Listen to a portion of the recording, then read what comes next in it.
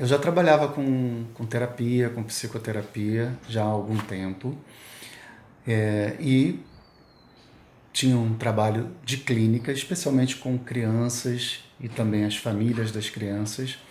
E nesse trabalho eu trabalhava na clínica, mas também trabalhava com educação nas escolas, com foco terapêutico. E durante um determinado tempo, chegou um momento em que eu comecei a perceber uma certa estranheza minha em relação às crianças, especialmente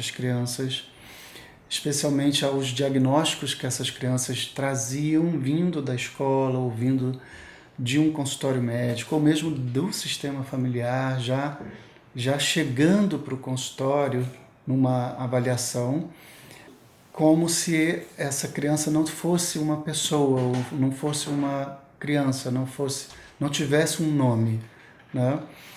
Era mais ou menos assim. Quando eu perguntava para os pais,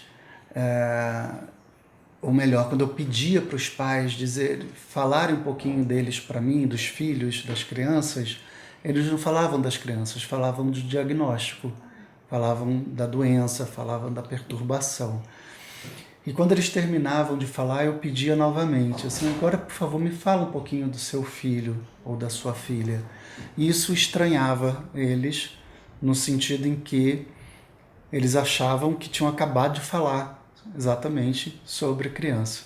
E nesse instante eu falava assim, não, você falou para mim sobre o diagnóstico do seu filho e não sobre o seu filho. Então, vamos começar de novo. Me fala sobre o seu filho. Isso começou a ficar bastante forte, né? Principalmente para os pais, que se emocionavam muito nesse momento, mas me chamou muito a atenção o fato de os pais não verem os filhos como eles são, os pais não verem as crianças como elas são. E na clínica, na terapia, no consultório, eu tomei uma decisão. Comecei a informar, a falar para as crianças, às vezes telepaticamente ou mentalmente, às vezes eu falava verbalmente, quando elas entravam no consultório, especialmente quando elas estavam no início do acompanhamento, né, que era como se fosse um processo de anamnese. Eu dizia para elas, aqui vocês podem ser quem vocês são. E elas entravam naquele consultório, às vezes durante um mês inteiro, 4 encontros, e elas se tornavam apenas o que elas eram. E o tal diagnóstico não se manifestava ali. E aí vinha um desafio muito grande, né? Finalizar aquela avaliação, finalizar aquele encontro com uma reunião com os pais e dizer para eles, olha, o filho de vocês não apresenta aquilo que vocês anunciam. Agora a gente vai precisar então ver por que isso aparece ou acontece em outros lugares, como na escola, como na sua casa, como no encontro familiar. Porque aqui não se manifesta. Esse foi um dos primeiros desconfortos que surgiram em mim, vamos dizer assim, para eu mudar essa minha percepção e ir em busca de algo a mais, em busca de alguma coisa que eu não conseguia explicar com o conteúdo, com a minha prática, com os estudos que eu tinha, que eram de psicoterapia e de psicomotricidade, e me fez ficar curioso, eu preciso saber algo mais, eu tenho algo que eu não estou vendo, né? Um fator muito interessante é que nessa cena em que parecia que os pais traziam um diagnóstico para eu olhar e não uma criança, quando eu falava isso, era como se eu percebesse, quando a criança entrava no consultório, a saída daquilo magicamente, como se aquele campo chamado diagnóstico saísse do corpo dessa criança e ficasse lá dentro, mas não se manifestava nem na criança nem em mim. E depois que a criança terminava o atendimento, quando chegava o fim do atendimento, aquilo acoplava de novo na criança, era a sensação que eu tinha.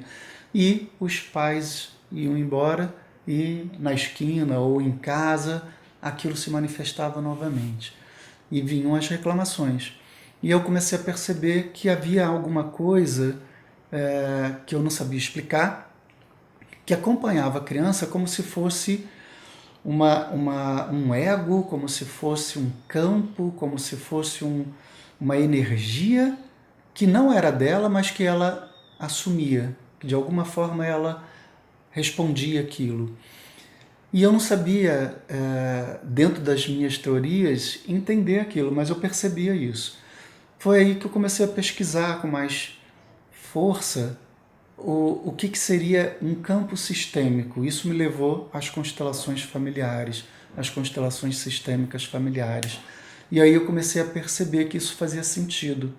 Às vezes as crianças, às vezes as pessoas assumem por outras um desejo que não é delas, ou às vezes um sentimento que também não é dela, porque é sistêmico, está no campo daquela família, e aquela criança se disponibiliza a assumir isso para ajudar um pai, para ajudar uma mãe, e não tem consciência disso e manifesta isso na vida, o que muitas vezes gera conflitos, confusões e até julgamentos. E aí as pessoas definem essa criança com um diagnóstico determinado, dizendo: você é agressiva, você é impulsiva, você é violenta, porque isso está acontecendo dentro de um sistema, por exemplo, escolar, e essa criança ficou com raiva e quebrou alguma coisa.